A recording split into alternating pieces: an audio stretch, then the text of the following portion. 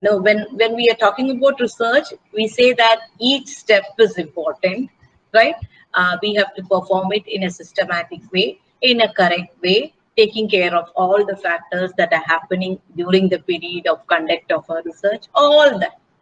But no, as a researcher's point of view, this again occupies a significant place in the process of research. You know why?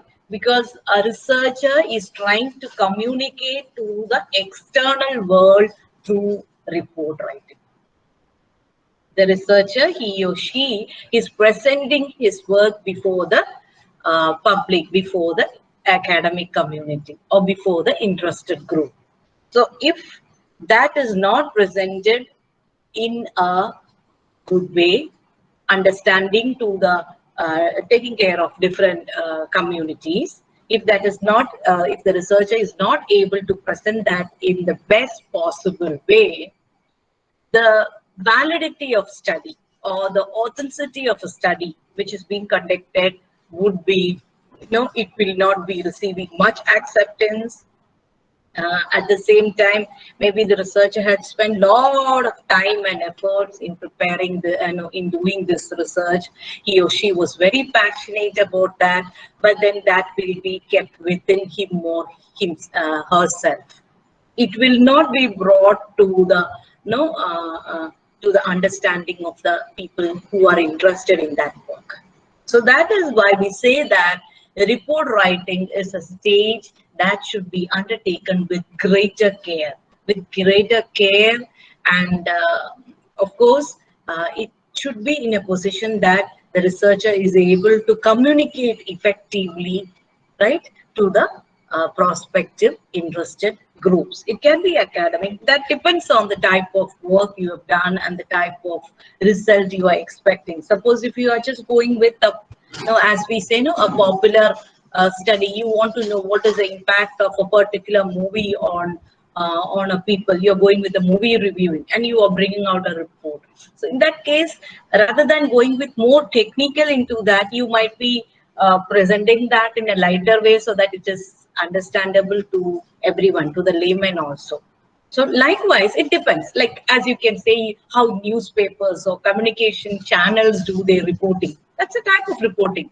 Reporting can be oral or it can be written. But you have also seen some of the good research papers that has been published by researchers across the globe.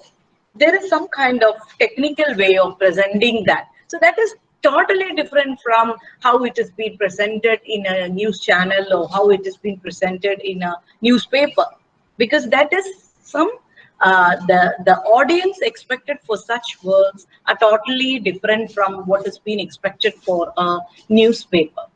They are little technical in, they know what is it, they have an idea about what is happening in that particular scenario, so that would be a little more academic oriented and a little more technical in nature. So with this background, we are going to discuss about interpretation and writing a report. Now, as we all know, interpretation talks about drawing inferences from our data, because I have collected a lot of data, right? And if I'm just presenting that data in a data set, maybe in a table or in a chart or figure, that does not convey anything. It is just, it remains as data itself. But if I really want to make that as an information for a particular study, I have to, as a researcher, I have to process it, I have to analyze it and come up with some meaningful conclusion regarding that and present that. Then that data become meaningful. So that is actually the stage of interpretation. That's where I often have some problem with my students. Normally what they do is, some of them what they do is, they go with some kind of chart or some kind of percentage evaluation, and automatically for the interpretation also they would say like 50% of the population said that they like the color of the product. The rest 50% said they prefer the maybe the quality of the product. So that is very clear from your data. when we go with a percentage analysis or when you're presenting that on numbers, this is clear.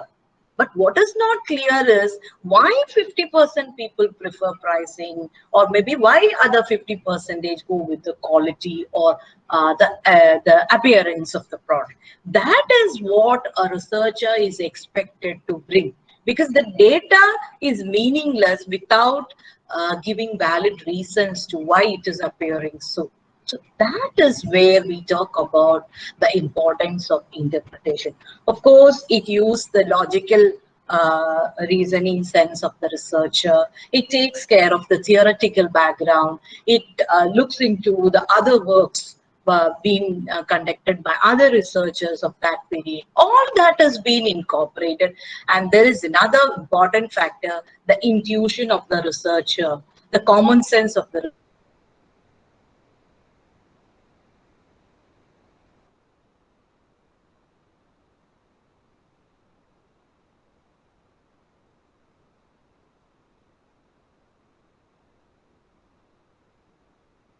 that into a report.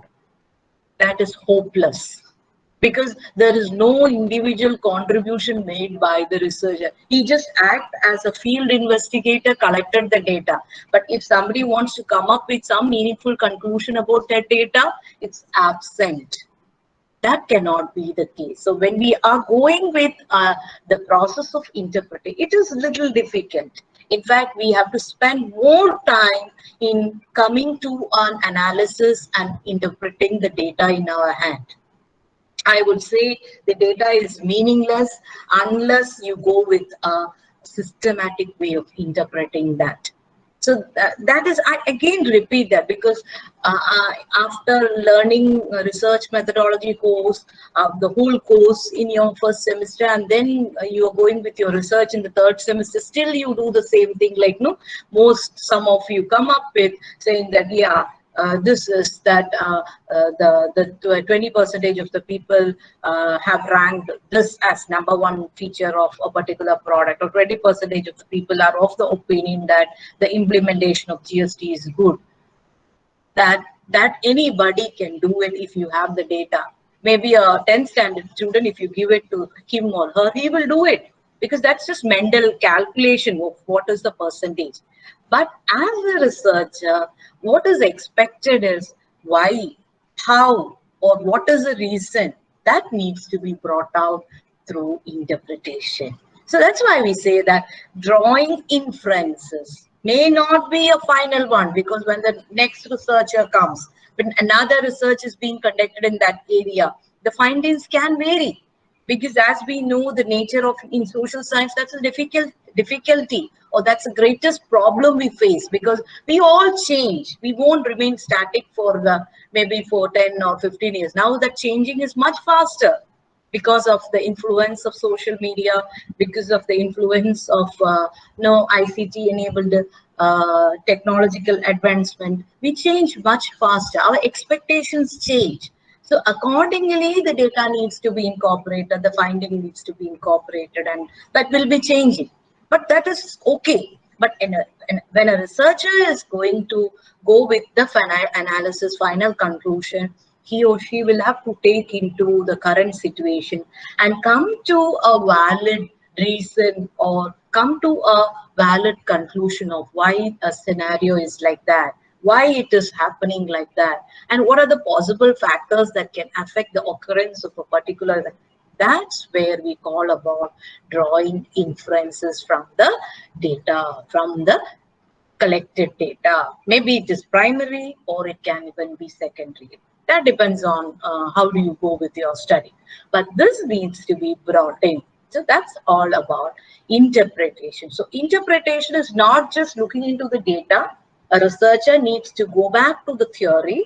A researcher needs to incorporate the recent findings that was present in some similar studies. The researcher needs to think about what was the situation when he or she went for field investigation, and also there is some personal understanding. Sometimes it is quoted as individual bias. The researcher also will be having some intuition. Yeah, this should be like that, some logical understanding. based on the common sense. In fact, I would say that that's based on the common sense of the researcher. But we should not manipulate, but we have to have a intertwined conclusion that will take care of all these. That's what we mean by interpretation. Now going with the precaution which you have to take when you go with interpretations. One, the most important thing, especially when it is going with statistical analysis, data collection methods and all, is avoid or minimize the conduct of different types of errors. Errors can happen when you are going with development of your instrument, data collection instrument, when you are going with distribution of your data collection instrument. The development, we may avoid certain important questions which were relevant to the topic. Maybe we included some unwanted questions. Such types can. So the researcher needs to be very thorough with the theoretical context and the perspective. Researcher has to clearly define how are you going to deal with a particular variable. That's what we call as the operational definition. That has to happen. And at the time of distribution, suppose if I'm selecting my sample, or maybe my sample is not representative of the population, there also the researcher will be facing a problem, because I've gone with collecting data from a wrong group. That also is an error.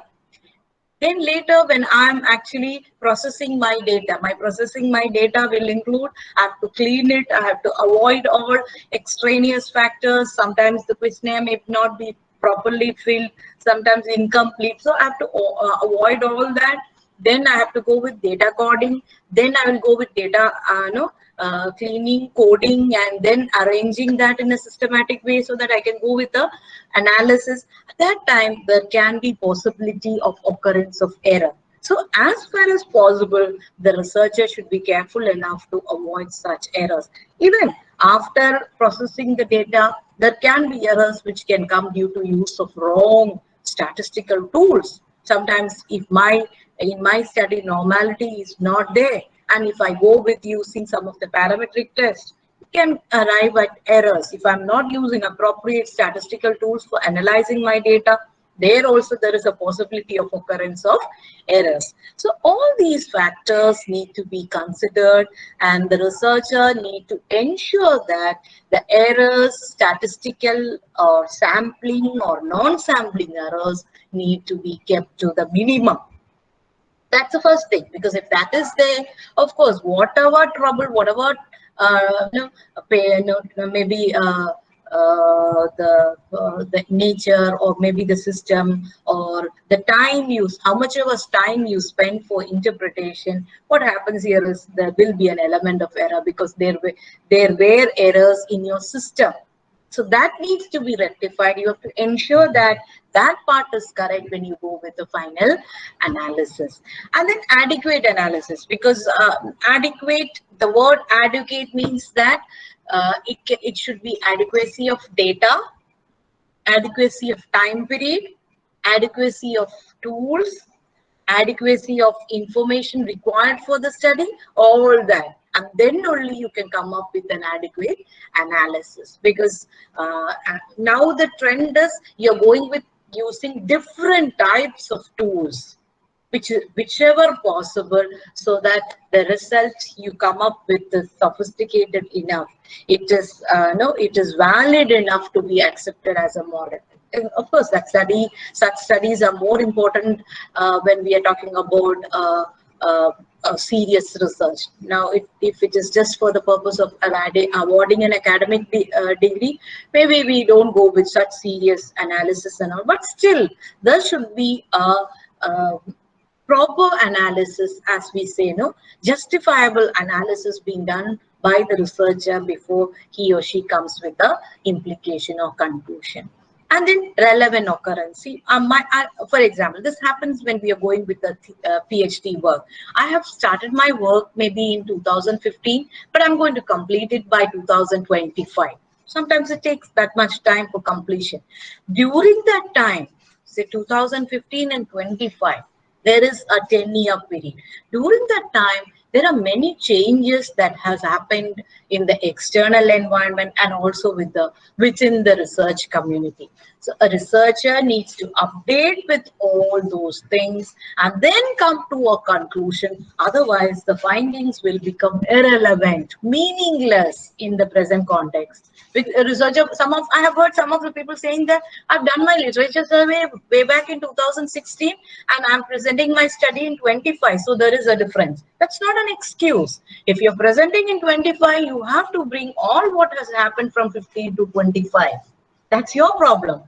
It's not the difficulty of the research. Actually, it is, if you're not doing that, it is your problem. You have not done a good work. So that is why the researcher needs to incorporate every happening that is occurring during the period of conduct of the research, right? And theoretical, empirical observation, yes. This is something, even if I'm going up with a theoretical conclusion or confirmation, I need to link the theory with practice. That's where we talk about the relevance of collecting data from practitioners, industry persons, talking to them, giving them a chance to look at our model and taking the feedback, comments, all that, so that theory is linked with the actual practical scenario. Otherwise, what happens here is research in one corner and the practice remains in another corner. Such studies, such interpretations will not have any validity in the research community. So that is why a researcher should be in a position to link theory with the empirical or analytical observations, with the actual observation. And in certain cases, well, I have found some of the researchers, what they do is they are totally ignoring the theory part. They say that we have looked into the practical part and this is the finding based on our sample collection. But when that is being presented, you are presenting that to an academic community. The community is aware about the theory, what is present in that system. So they would be evaluating the validity of your study based on your theoretical background. Suppose if you are not linking that, the acceptability of that work will be very less. Always there would be no. Sometimes theory needs correction. That's how evolution happens. But if you really have to bring that change, you have to start from the present. What is it now? That should be a foundation, and you can build only on that. That's what we say as linking theory with the actual in practice. So those are some of the precautions which you have to take when you go with interpretation. Now we are going with report writing.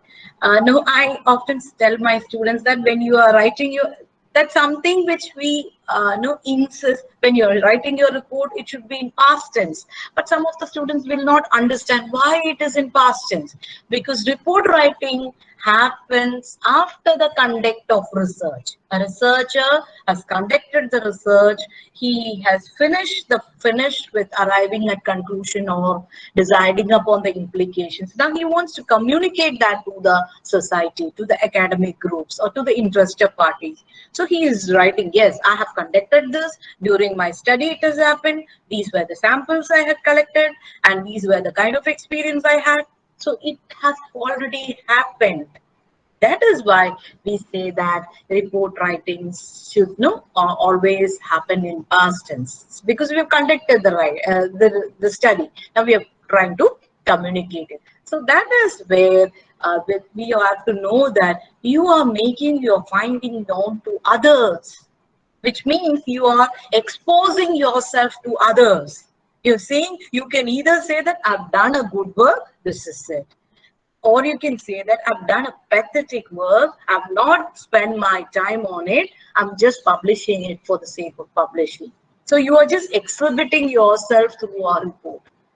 That is the importance of report writing. Now, none of us want ourselves to be bad in front of others. Always we want to have a bright picture about ourselves in front of everybody.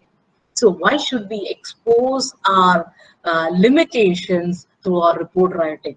That's the importance of report writing. Maybe we've done a good study.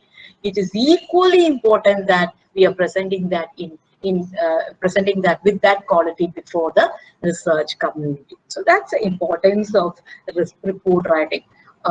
What happens here is at times students go with conduct of elaborate conduct of research work and all, but when it comes to report writing, it is very skinny, very thin. They want to finish it off and go. So in that urgency, what they do is they will eliminate all important things, just the minimal, the bare minimal for awarding the degree. But you have to remember that this is a record which is to be kept for your lifelong. So every time when you take up this, maybe when you're going for an interview, or maybe when you're going for further studies, you take up this report with you and you show it. Every time you will feel, oh my God, I have to show this. But actually, you might have done a good work.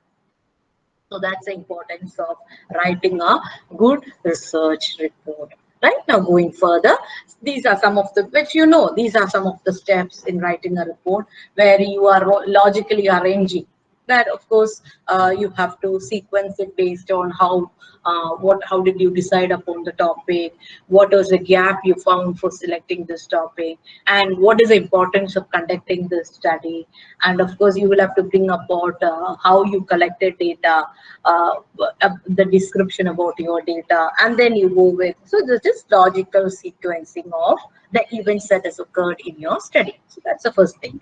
Then once you've arranged everything, you have to ensure that you are covering everything that is needed for your study. That's your final outline. Of course, if it is a study for awarding a degree, the university or the college itself specifies a format.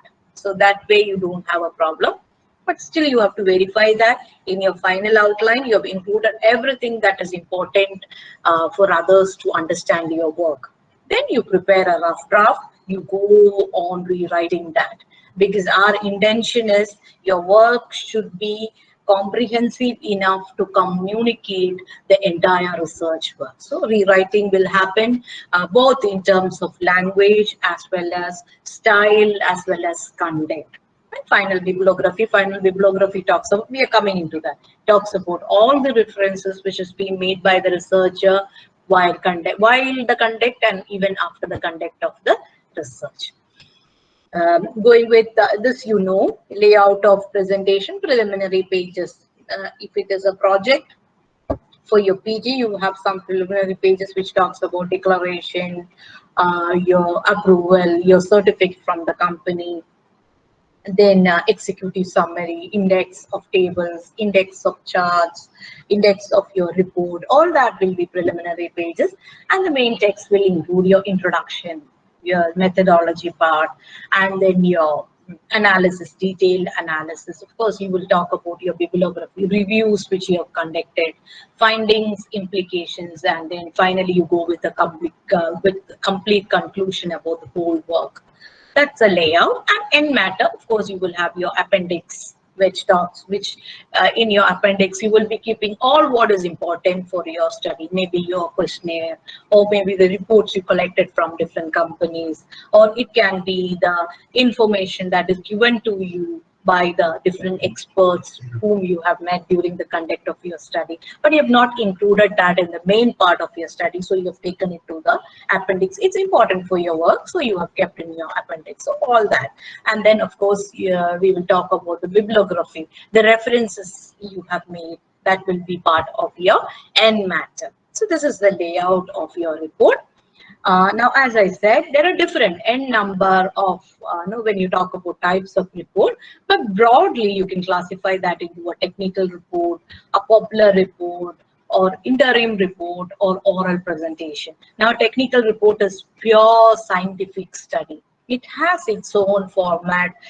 There you care more, even though presentation is important, you care more for the content, because you are trying to prove a concept or a theory, or trying to put forth a model or maybe a practical experiment where it requires the data, the validation models, and the findings. So technical report, the one which you submit as part of your study can be a technical report, because you're conducting a study, you're presenting that, and the type of community who would be interested to read that would be academic community who are interested in that area of research.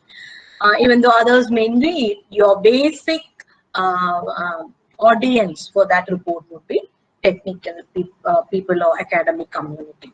Now, popular report is, as I put in brackets, attractiveness. See, that is where our communication media is leveraging.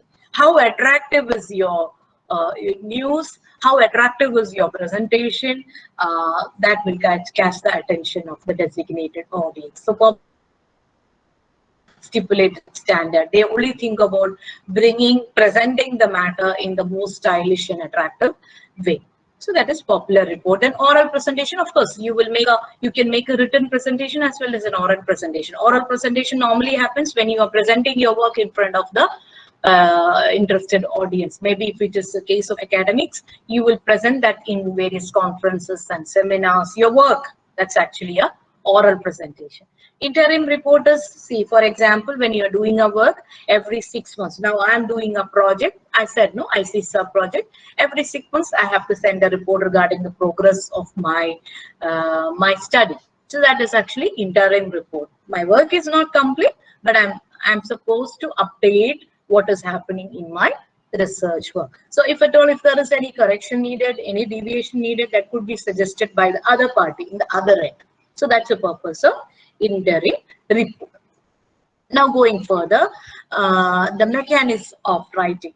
Now, as far as possible, you have to remember that if it is a technical report, I underline, if it is a technical report, it should be simple enough without much decorations. Like some people put two borders, then some pictures, some designs and all. Technical reports, it should be kept as far as possible simple, standard format, standard size, standard design, all that needs to be followed. But when we are talking about a popular report, maybe it is kept like this, as innovative as possible, how attractive as possible.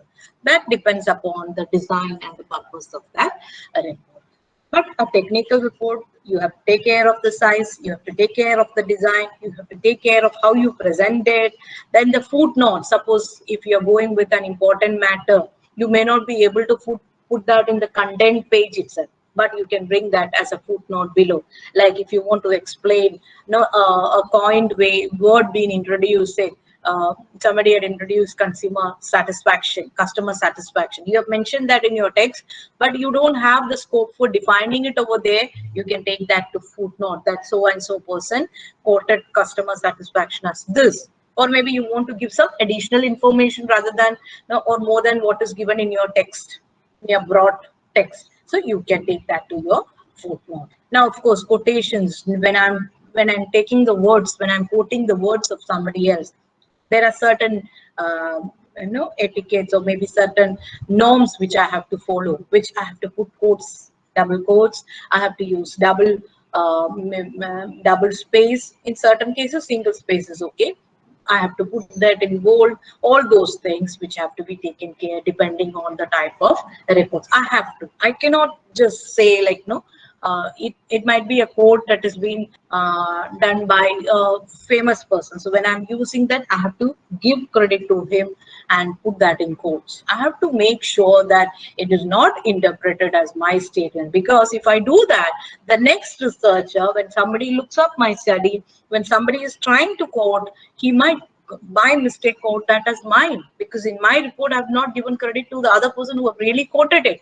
So that's a condition about quotation. We really have to think about how we are going to present it. So those are some of the mechanics which we have to observe when we go with report writing.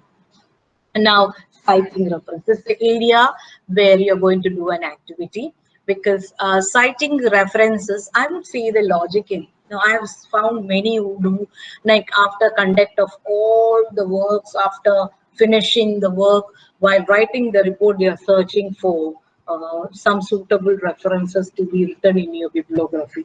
Actually, they have done references using some, but unfortunately, they have not collected it, they have not kept it, they have not maintained it. Now they want references for the study. So from somewhere else, they are cutting, or they are copying it and putting it that in their work. That's totally unethical. Reference is something which you are doing to give credit to the researcher who had helped you in conducting this research work, because you are reading the work of other researchers who have taken patience, who have taken time in conducting that work. Your work is established on the foundation of such books. So it is your ethical aspect to give credit to those researchers. That needs to be done with utmost care, because that is the only favor you are doing to a person who has helped you to conduct the study. So if you're not willing to do that, I would say that you better don't do research. So that is why we say that citing reference is very important when we talk from the perspective of research, because research community exists by sharing and or maybe by contributing to, each other's work. Research community exists like that. So the very uh, basic need of research community is sharing and contributing, acknowledging the work of others. So that part is what we call as citing references. Now, taking the types of references, normally when we are going with the social science humanities subjects, we go with APA. We go with American Psychological Association. We have also Modern Language Association and Chicago style. The most popularly used style is APA. Each style is nothing but how you present your references, the way in which you present your citations, with respect to textbooks, with respect to journals, with respect to reports. Each of these style is very much specific about how are you going to present a particular work that a researcher needs to know. It's available everywhere. They have their own, AP, American Psychological Association, MLA, and all. They have their own sites where they give the example. Yes, if you're going with APA style, you follow this referencing. So that is there. That's all about types of references. And then plagiarism. Plagiarism is the act of copying, quoting, or taking others' work without permission. So in a research, if you're doing what is not permitted is plagiarism. But at the same time, what can be done is, suppose if my idea is very much similar to your idea, I can quote that work by giving reference to that particular person, by giving a citation to that particular, according to this particular person. This work conducted in 2018. I know he has also stated that he has also supported this concept. He or she has supported that concept.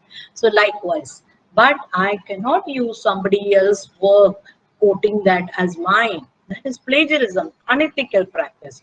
So the types can be cut and paste. Exactly, you're cutting from somewhere and pasting in your work. Or sometimes, to escape the plagiarism software, what you will do is you will do some word switching. But actually, what you're doing is you're presenting the same thing. That also cannot be done. Metamorphose, using metamorphose, that also cannot be used. What you can do is you can actually see, I cannot say that this is completely new. I am the first person who's going to present this idea. It is very rare in its sense, because I have to present that work based on somebody else's work. So I can do that, but I have to give credit to that person. That's it, right? And consequences of plagiarism, we all know that. One is, we are living in a society which takes care of giving and taking. So if we are just going from one aspect, like no taking, and not going with the giving aspect, that is a problem. That is against the general rule of the society.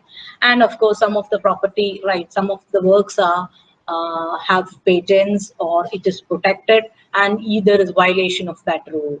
Then maybe if I'm not going with, I know what I want as my work, right? I know what are the things what I have to be taken care in my work. And if I'm not going with looking at that, what is it? Or I'm, for the convenience sake, if I'm just taking some similar work which is being done by somebody else, the problem here is the assumptions in those work might have been different from mine, and I'm just taking from that work and putting in my work. So there is contradiction of ideas. I had some other thing in my mind, but I did not go for doing it. I took some similar thing from somebody else, but that person might have some other ideas, assumptions when he was doing that study. So in my work, when I'm just pasting it will create contradictions, inappropriate assumptions, inadequate assumptions. Legally, yes, legally that's not right. It's an offense. you can be chargeable, you can be punishable. It is a punishable offense. So that is, and self-esteem. See, there is some self-esteem. When we look from the perspective, I did this work. I took all the patience, all the efforts to bring out this work. That's something great, right? It may not be that one, may not be that I took the pain in conducting this. I took the efforts in conducting this. That's different, right? Rather than taking somebody's work, just copying it and presenting it, I won't have any feelings.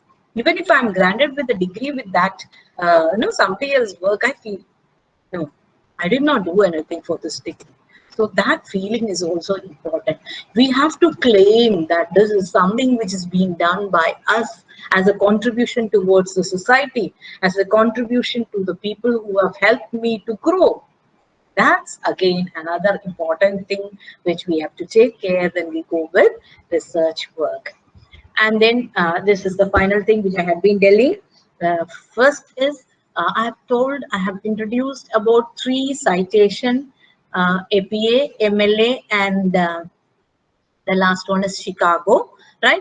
You have to bring the differences in citation of these three to, you have to bring how textbooks are quoted in APA, MLA, and Chicago. How reports are quoted in APA, MLA, and Chicago. How maybe books are quoted in MLA. So likewise, you have to bring the differences between these 3 citation styles. And the other one, which I had already said, you have to do some. We had discussed about different scales, right? You have to develop a few questions under each scale. These 2 things will be further taken up in our Monday's class. That's it.